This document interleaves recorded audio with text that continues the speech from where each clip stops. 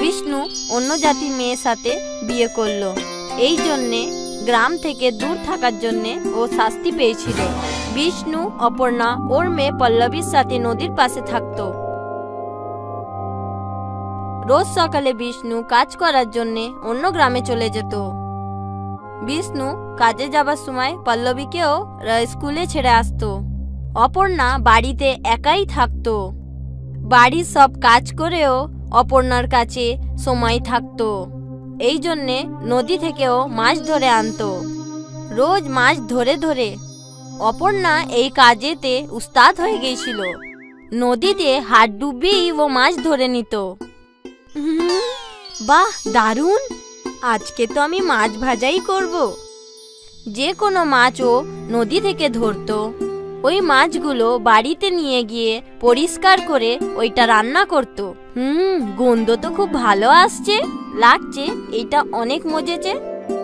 সন্ধেবেলায় বিষ্ণু আর পল্লবী যখন বাড়ি ফিরত তখন ভাতের সাথে সাথে মাছও দিত। খেয়ে দেখো আজকে কেমন বেনেছে। মা গো, এইটা খেয়ে কি বলবো, আপনি বানিয়েছেন তো ভালোই হবে। হ্যাঁ, এরমই কথা। হ্যাঁ গো মা, আমি যখন আপনার হাতে টিফিন নিয়ে যাই ওরা সব টিফিনগুলো খেয়ে নেয় আর বলে কত দারুণ হয়েছে। হ্যাঁ মা, আর বলে তোর মা অনেক ভালো মাছ রান্না করে। হ্যাঁ, ভালো কথা। হ্যাঁ হ্যাঁ, মাছ রান্না তো তুমি সত্যিই দারুণ করো। হ্যাঁ, এতে কোনো সন্দেহ নেই। মাছটা দেখে মনে পড়লো, আমি তো ভাবছি রোজ বেশি মাছ ধরে ওইটা হাটেতে বিক্রি করে দিই আর আমি কিছু টাকাও পেয়ে যাব। হ্যাঁ, বিক্রি তো করতেই পারো। তুমি তো মাছ ধরতেও জানো আবার। হ্যাঁ, এবার তো আমি কাল থেকেই কাজটা করি। পরের দিন অপর্ণা অনেকগুলো মাছ ধরে ফেললো। ওই মাছগুলো টকনিতে রেখে হাটে বিক্রি করতে চলে গেল। টাটকা টাটকা মাছ নিয়ে নাও, টাটকা টাটকা মাছ আজকেই ধরেছি, টাটকা মাছ।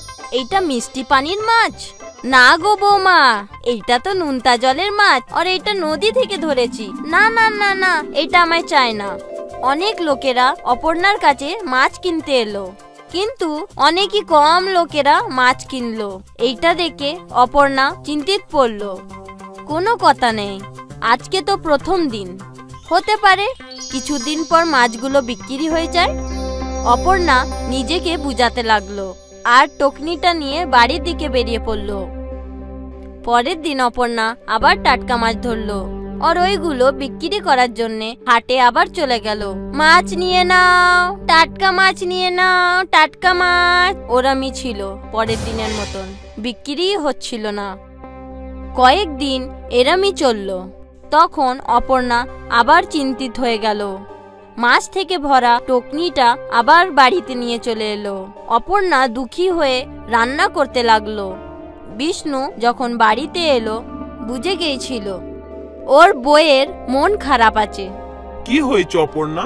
ভেবেছিলাম কি, ভাবলাম মাছ বিক্রি করে টাকা কামিয়ে ফেলবো। আমার মাছগুলো তো কেউ কেনেই না। আরে, মাছের বদলে যদি তুমি মাছ ভাত বিক্রি করতে তাহলে সবাই কিনতো। আপনিও আমার ওপর হাসছেন? আরে না না, আমি তোমাকে নিয়ে ঠাট্টা করছি না, আমি সত্যি বলছি। তুমি খুব সুস্বাদু মাছ ভাত তৈরি করো, আবার মাছ তো তুমি নিজেই ধরো, তাই তুমি দামও তো কম রাখতে পারবে। একবার ভেবে দেখো না। বিষ্ণু এই কথাটা বলে বাড়ি থেকে চলে গেল। অপর্ণা এই কথাটা নিয়ে ভাবতে লাগলো, সবাই আমার মাছ ভাতের অনেক প্রশংসা করে, আমি একবার এই রান্নাটা করেই দেখি। আমায় তো মাছ বিক্রি করে টাকাই চাই, মাছ থেকে কামাবো, এই মাছ ভাত করে কোনো তো অন্য কথা নেই। অপর্ণা হাসতে লাগলো। ও আবার ভাবতে লাগলো, আমি এইভাবে বিক্রি করি। পরের দিন অপর্ণা আবার টাটকা মাছ ধরলো। তারপর ওই মাছগুলো রান্না করলো। যখন রান্না হয়ে গেল, অপর্ণা একটা ডাব্বায় মাছ রাখলো আর একটা ডাব্বায় ভাত রাখলো। ও একটা ব্যাগ নিয়ে বাইরে বেরিয়ে গেল। অপর্ণা হাটে চলে গেল। মাছ নিয়ে নাও, মাছ ভাত, মাছ ভাত, 25 টাকায় মাছ ভাত। মাছ ভাতের কথা শুনে কাস্টমার চলে এলো। টাটকা মাছ তো? হ্যাঁ গো, আজকে সকালেই ধরলাম। ঠিক আছে ঠিক আছে, আমাকে 1 প্লেট দিয়ে দাও। অপর্ণা ওই লোকটাকে 1 প্লেট মাছ ভাত দিল। ওইখানেই দাঁড়িয়ে খেতে লাগলো। ওর মাছের সুন্দর গন্ধ ছড়াতে লাগলো। আরো কাস্টমার আসতে লাগলো। আমাকেও 1 প্লেট দিয়ে দাও তো। হ্যাঁ গো, নিন। যেমন যেমন কাস্টমার আসতে লাগলো, অপর্ণা সবাইকে মাছ ভাত দিতে লাগলো। আনন্দ হচ্ছিল। ওকে 1 প্লেটে 25 টাকা পাওয়া যাচ্ছিল। একটু পরেই ওর মাছগুলো সব শেষ হয়ে গেল। ও ডাব্বাগুলো নিয়ে বাড়ি ফিরে এলো।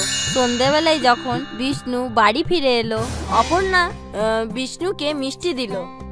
মিষ্টি? আরে এটা কোন খুশিতে? তুমি খাও তো, আমি বলছি। 3 জনা মিলে মিষ্টি খেতে লাগলো। অপর্ণা আজকের পুরো কথা বলে দিল। আমি বলেছিলাম না তোমার মাছ ভাত খুব বিক্রি হবে। কই এবার দাও, আমাকেও একটু মাছ ভাত দাও দেখি। হ্যাঁ হ্যাঁ, ও তো সব বিক্রি হয়ে গেছে। কি? ওই দিন থেকে অপর্ণা মাছ ভাতের ব্যবসায় করতে লাগলো। লোক মাছ ভাত খাবার জন্য দাঁড়িয়ে থাকতো এই অপর্ণা আসবে বলে। আরে ওই দেখো, মাছ ভাত অলি এসে গেছে। অপর্ণা হাটে আসতেই লোক জমা হয়ে যেত। নিজের টাকা থেকে বাড়ি বানিয়ে ফেললো। বিষ্ণু অপর্ণার সাহায্য করত মাছ ভাত বানাবার জন্যে। বিষ্ণু পুরনো কাজ করা ছেড়ে দিল। স্বামী বউ মিলে মাছ ভাত বিক্রি করত। হাটেতে ওদের দোকানও খুলে গিয়েছিল। মাছ ভাতের ব্যবসাটা চলে পড়লো। কিছুই দিন পর অপর্ণা মাছ ভাতের জন্যে বিখ্যাত হয়ে গেল। ওর সব পরিবার মিলে এই কাজেতে সাহায্য করত। আব্দুল মিয়ার মৃত্যুর পরে ওনার 3 সন্তান অনাথ হয়ে গেল। এখন ওদের মাথার ওপর বাবার ছায়া নেই। এখন কি হবে? আমাদের সংসার কিভাবে চলবে? দুজন মেয়ের বিয়েও দিতে হবে। হে আল্লাহ, কিছু তো সাহায্য করো। মা, এখন আমাদের বাইরে বেরিয়ে কাজ করতে হবে। কিন্তু তুই কি কাজ করতে পারবি? আমি তো শুধু একটাই ভালো কাজ পারি, সেটা হলো খাবার বানানো। আমরা একটা বিরিয়ানির দোকান দিলে কেমন হয়? কিন্তু তাতে তো অনেক টাকা লাগবে দিদি। টাকার কথা ভেবো না, আমার গয়নাগুলো কবে কাজ আসবে। আর একবার সবকিছু ঠিক হয়ে গেলে তোমরা সবাই মিলে ছাড়িয়ে। কিন্তু মা, বাবা ওগুলো তোমার জন্য কিনেছিল। বাবু, আমার প্রথম দায়িত্ব হলো তোমরা। গয়না নিয়ে কি করব? ওগুলো তো আবার বানাতে পারবো। ঠিক আছে। শেফালি ওর মায়ের গয়না নিয়ে নিল আর বন্ধক দিয়ে 20,000 টাকা পেল। টাকা দিয়ে ওরা একটা ছোট্ট ঠেলা গাড়ি কিনলো আর 3 ভাই বোন মিলে ওই ঠেলা গাড়ি নিয়ে কাজ করত। নিয়ে যাও গরম গরম বিরিয়ানি, এত ভালো খেতে যে আঙুল চাটতেই থাকবে। নিয়ে যাও গরম গরম বিরিয়ানি। অনেক লোক ওদের দোকানে বিরিয়ানি খেলো আর সবার ওর বিরিয়ানি খুব ভালো লাগলো। বা দারুণ বিরিয়ানি, আমরা এত ভালো বিরিয়ানি কোনো দিনই খাইনি। হ্যাঁ, খুব ভালো বিরিয়ানি। ধন্যবাদ দাদা, এটা আমাদের মায়ের রেসিপি, আমাদের মায়ের স্পেশাল বিরিয়ানি। দারুণ খেতে। আর কিছুদিনের মধ্যেই ওদের দোকান ভালো চলতে লাগলো। লোকের ভিড় করতে লাগলো। আমার 2টো বিরিয়ানি পার্সেল করে দিও। ঠিক আছে। আমাকেও দাও। এখন আর নবীনকে লোকজনদের ডাকতে হয় না। দোকানে এত ভিড় হতো যে 3 জন ভাই বোন মিলে অর্ডার নিত। এই নিন আপনার অর্ডার। এটা আপনার। এটা আপনার। 1 মাস পরে শেফালি ও রোজগার করার টাকা গুনছিল। এই নাও মা, এই মাসের লাভ 20,000 টাকা। কি? তুমি ঠিক শুনেছ, 20,000 টাকা। এতগুলো টাকা? আমাদের বিরিয়ানির লোকেদের খুব ভালো লেগেছে। দোকানে সব সময় খরিদ্দারের ভিড় থাকে মা। হে আল্লাহ, তোমার অনেক অনেক ধন্যবাদ। তুমি আমাদের সন্তানদের সফল করেছো। ধন্যবাদ মা। পরের মাসে তোমার গয়না আমি ছাড়িয়ে নেব ইনশাআল্লাহ। আজ শেফালির পরিবার সবাই খুব খুশি ছিল। ওর বাবার মৃত্যুর পরে প্রথমবার ওদের বাড়িতে কিছু ভালো হচ্ছিল। 3 ভাই বোন নিজেদের পরিশ্রম চালিয়ে গেল আর অনেক গুণ বেশি লাভ করতে থাকলো। এই সব কিছু আমাদের 3 জনের মিলমিশের কারণে হচ্ছে। একদম দিদি। আর আমরা সব সময় মিলেমিশেই থাকবো। হ্যাঁ, সব সময়। কিছু মাস পরে ওরা ঠেলা গাড়ি থেকে হোটেল খুলে ফেললো। নবীন কাউন্টারে বসতো, শেফালি আর সানা বিরিয়ানি বানাতো। নবীন ভাই, সেই একই ঠেলাঠেলি গাড়ির মতো। হ্যাঁ, এটাই তো আমাদের মায়ের রেসিপি। দাদা, রান্না কোনোদিনও বদলাবে না। লোকজন সবসময় ওদের বিরিয়ানির প্রশংসা করত। আস্তে আস্তে ওরা পার্টির ক্যাটারিং এর কন্ট্রাক্টও পেতে থাকলো। ভাই, আমার বাড়িতে কাল একটা পার্টি আছে, 9 জনের বিরিয়ানি চাই। হ্যাঁ, একদম পেয়ে যাবেন। এখানে যেমন খায় সেই রকম যেন ভালো খেতে হয়। নিশ্চয়ই সেই রকমই খেতে হবে। আপনি চিন্তা না করে অর্ডার দিয়ে যান। 3 ভাই বোন খুব খুশি ছিল যে ওদের ব্যবসা বড় হচ্ছিল। তারপর একদিন কি হলো, এই অর্ডারটা এখনো গেল না। ওই কাদের বাবুর বাড়িতে গিয়েছিল, কিন্তু কোনোভাবেই বিয়ে ভেঙে গেছে, তাই এখন খাবার যাবে না। হে আল্লাহ, একদম ঠিক হয়নি। তুমি এক কাজ করো, ওই খাবারগুলো গরিবদের খাইয়ে দাও, অন্তত পক্ষে আশীর্বাদ তো পাবে। ঠিক আছে দিদি। ওর বড় দিদির কথা মতো নবীন সব বিরিয়ানি ভিখারিদের খাইয়ে দিল। কিন্তু ওর ইচ্ছা ছিল না। যখন ও হোটেলে ফিরল তখন সানা ওখানেই ছিল। দিদি কোথায়? ও তো বাড়ি গেছে। আমি বুঝতে পারছি না যে দিদি এত বিরিয়ানি গরিবদের দিতে কেন বলল। কি বলছো তুমি? সানা, দিদি আজ কাদের বাবুর বাড়িতে গিয়েছিল। ওরা 300 জনের বিরিয়ানি অর্ডার দিয়েছিল, কিন্তু কোনো কারণে ওনাদের বাড়ির বিয়ে ভেঙে গেছে, তাই বিরিয়ানিও বেঁচে গেছিল। আমি ভেবেছিলাম আমরা ওই বিরিয়ানি বিক্রি করে দেবো। তখন দিদি বলল সব বিরিয়ানি গরিবদের দিয়ে দাও। এটা তো ঠিকই হলো না, আমরা ওই বিরিয়ানি বিক্রি করেও টাকা রোজগার করতে পারতাম। হ্যাঁ নিশ্চয়ই, আমাদের দিদি খুব ভালো মনের মানুষ। সেই জন্য ও হয়তো ভেবেছে যে যখন আমরা বিরিয়ানির টাকা পেয়ে গেছি তখন বিরিয়ানিও গরিবদের দিয়ে দেওয়াই ভালো। কিন্তু দ্বিগুণ লাভ করার চিন্তায় হয়তো মাথায় আসেনি। হতে পারে। তখনই শেফালি ওখানে আসে আর সানা আর নবীন ওদের আলোচনা বন্ধ করে দিল। বিরিয়ানি গরিবদের দিয়ে দিয়েছে তো? হ্যাঁ হ্যাঁ, নিশ্চয়ই। অন্তত পক্ষে কাদরি বাবুর আশীর্বাদ পাক, এখন ওনার আশীর্বাদের অনেক দরকার। হ্যাঁ। সানা আর নবীন ওদের দিদির সিদ্ধান্তে রাজি ছিল না। যাক, ওদের ব্যবসা চলতে থাকলো। ওরা আরো বড় বড় অর্ডার পেতে থাকলো। ওদের হোটেলও ভালো চলছিল। তারপর কিছু মাস পরে আরেকটা অর্ডার ক্যান্সেল হয়ে গেল। নবীন, আনসারি বাবুর অর্ডার ক্যান্সেল হয়ে গেছে, তুমি এইসব বিরিয়ানি গরিবদের দিয়ে দাও। ঠিক আছে দিদি। নবীন হ্যাঁ তো বলে দিয়েছিল, কিন্তু ওর ইচ্ছে ছিল না। বড় দিদি বাড়ি যাওয়ার পরে সানা আর নবীন কথা বলতে থাকলো। আমরা কি বিরিয়ানি বিক্রি করতে পারি না? এখন তো রাত 10টা বাজে, এখন কি আর কি কোনো খরিদ্দার আসবে? একটা কাজ করি, এটা ভেতরে রেখে দিই, কালকে এটাই বিক্রি করব। হ্যাঁ হ্যাঁ, এটাই ভালো হবে। 2 ভাই বোন মিলে ওই বিরিয়ানি লুকিয়ে রাখলো। পরের দিন ওরা প্রথমে ওই বিরিয়ানি বিক্রি করলো, আর ওরা দুজন খুব খুশি ছিল, কারণ দ্বিগুণ লাভ হচ্ছিল। আর শেফালি এই কথা জানতো না। তারপর থেকে যখনই কোনো অর্ডার ক্যান্সেল হতো, সানা আর নবীন পরের দিন ওটা হোটেলে বিক্রি করত। এই ঘটনা অনেক মাস ধরে চলতে থাকলো। একদিন এই বাসি বিরিয়ানি একজন রেগুলার খরিদ্দারকে দেয়া হলো। নবীন ভাই, কিছু তো গন্ডগোল আছে, বিরিয়ানি আর তেমন খেতে নেই। এটা কি করে হতে পারে ভাই? আমরা তো বরাবর একই বিরিয়ানি বানাই। ঠিক আছে।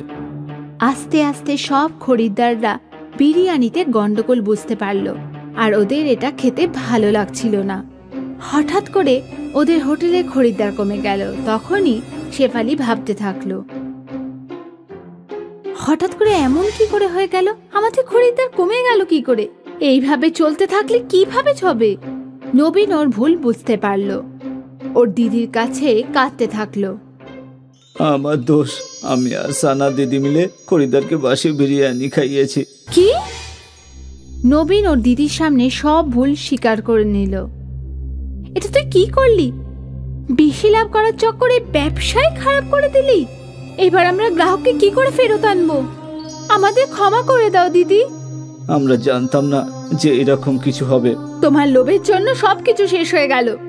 3 জন ভাবতে লাগলো যে ওরা এখন কি করবে। তারপর পরের দিন শেফালি একটা উপায় পেল।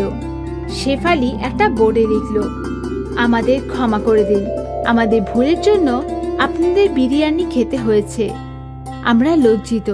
সেই জন্য আগামী 1 সপ্তাহ ধরে আমরা সবাইকে বিনা পয়সায় বিরিয়ানি খাওয়াবো। এই বোর্ডটা শেফালি হোটেলের বাইরে টাঙিয়ে দিল।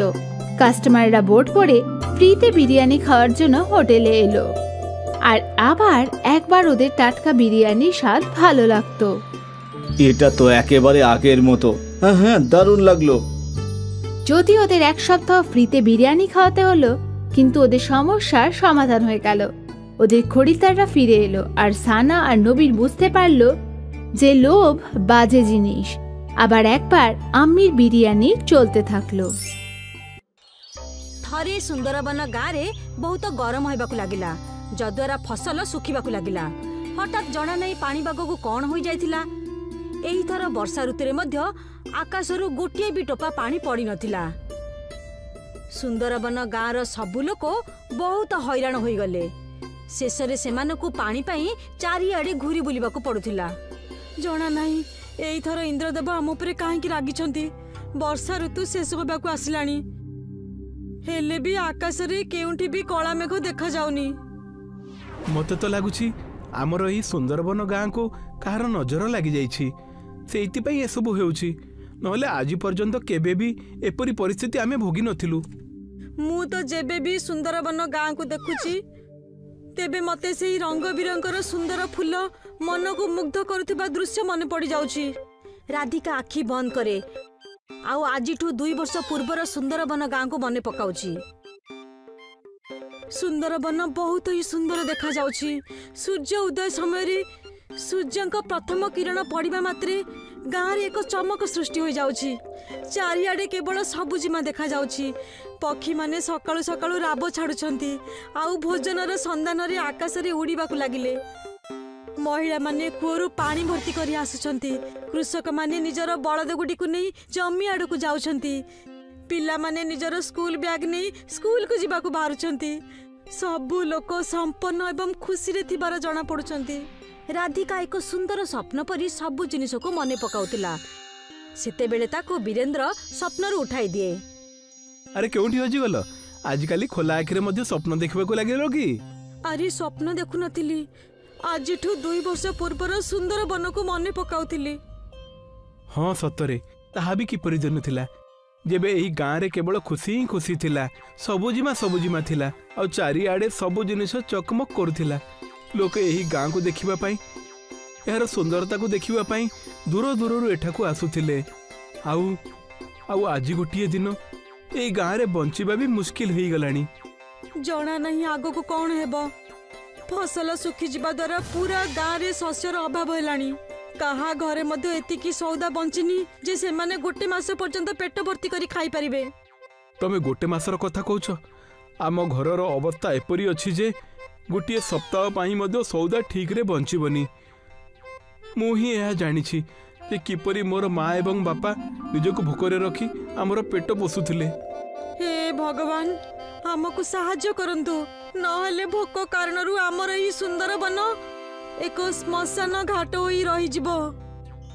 ମୋତେ ଲାଗୁଛି ଆମକୁ ଏହି ସମସ୍ୟା ଦୂର କରିବା ପାଇଁ ନିଜ ଗାଁରେ ଏକ ଯଜ୍ଞ କରିବା ଉଚିତ।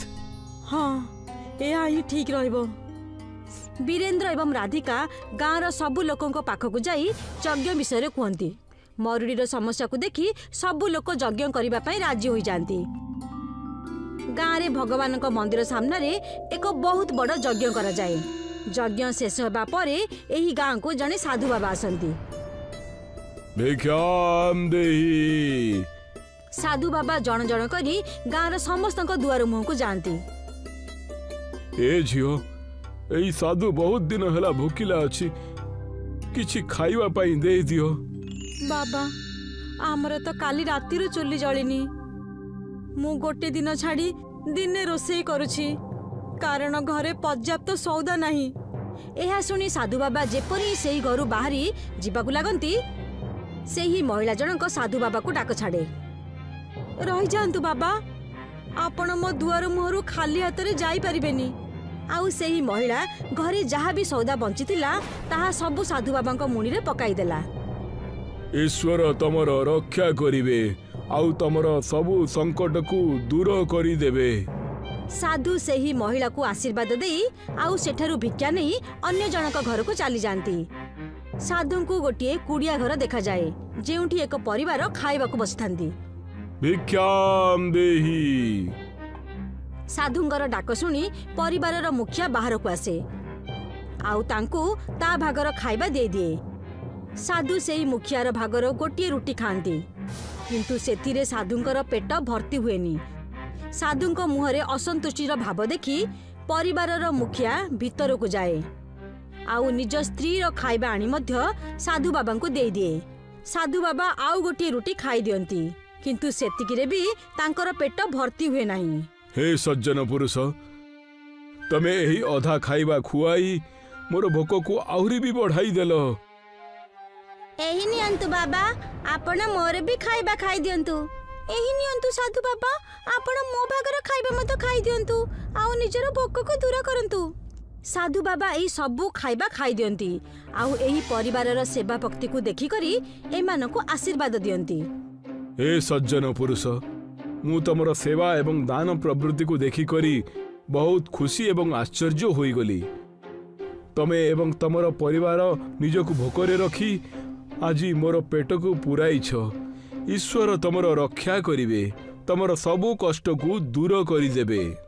साधु बाबा सेमानकु आशीर्वाद देई आगामी घर आड़को चली जाती। एपरी करी करी साधु बाबा पूरा सुंदरबन गाँव रे घूरी बुलंती आउ भिक्षा मागंती। देखु देखु संध्या हो जाए आउ साधु बाबा एही गाँव चली जाती।